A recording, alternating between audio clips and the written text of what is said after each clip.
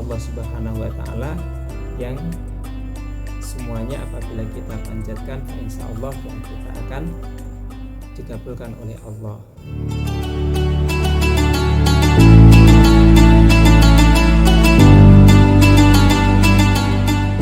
Assalamualaikum warahmatullahi wabarakatuh. Sahabat sekalian, pada kesempatan malam hari ini saya akan menyampaikan satu masalah yang berkaitan dengan doa. Banyak dari teman-teman kita berkata dan bertanya apa sih itu doa, dan harus menggunakan bahasa apa kalau kita berdoa itu. Yang pertama perlu kita ketahui apa sih itu doa. Doa itu merupakan kegiatan memohon kepada Allah Subhanahu wa taala. Kegiatan yang paling awal memohon kepada Allah Subhanahu wa taala terhadap sesuatu. Doa sendiri di dalam Islam itu dijadikan dasar daripada ibadah. Jadi dasar daripada ibadah itu sendiri adalah doa. Doa dipanjatkan oleh seseorang itu berkenaan dengan kesedihan atau kesusahan yang ia hadapi, atau mungkin seseorang itu memanjatkan suatu doa karena dia mendapatkan kebahagiaan. Dalam Al-Quran Allah juga menjelaskan ud'u rabbakum tadarruan wa khufyah. Kalian semua berdoalah kepada Allah dengan merendahkan diri dan dengan suara yang lembut. Jadi Allah sendiri itu memerintahkan kepada kita untuk berdoa dan meminta kepadanya. Tentu di sini tidak lepas dari etika berdoa. Jadi etika berdoa juga disampaikan, yaitu tadarru' wa khufyah, dengan merendahkan diri dan dengan suara yang lembut. Kemudian dalam Islam pun doa itu silahuddin. Doa itu oleh umat Islam dijadikan semacam senjata bagi umat Islam. Kemudian dijadikan juga dasar dari agama, dan nurus samawati wal ard. Dalam suatu riwayah, doa sendiri itu menjadi cahaya baik di langit ataupun di bumi.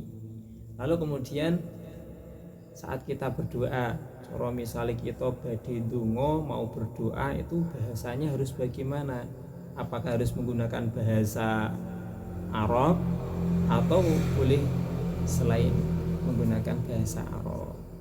Jadi dalam berdoa itu kita boleh menggunakan bahasa apapun, bahasa apapun dalam arti bahasa yang ia gunakan sehari-hari.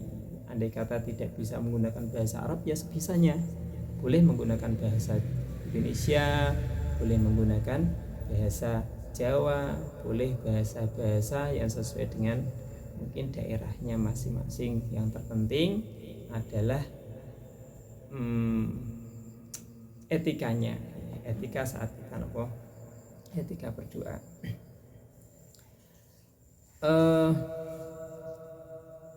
Karena berhubungan dengan etika, doa itu kan tolabus syai' minal adna ilal a'la, yang memintanya seorang hamba dari yang derajatnya paling rendah kepada zat yang maha paling tinggi derajatnya. Tentu kita harus pilih-pilih, kalau bisa itu doa-doa yang oleh Rasulullah sering dipanjatkan, atau doa-doa yang oleh para sahabat dipanjatkan, atau doa-doa yang dipanjatkan oleh selain dari keduanya tersebut, dari tabi'in, dari tabi'in ataupun dari ulama-ulama yang tentu semuanya itu mengacu kepada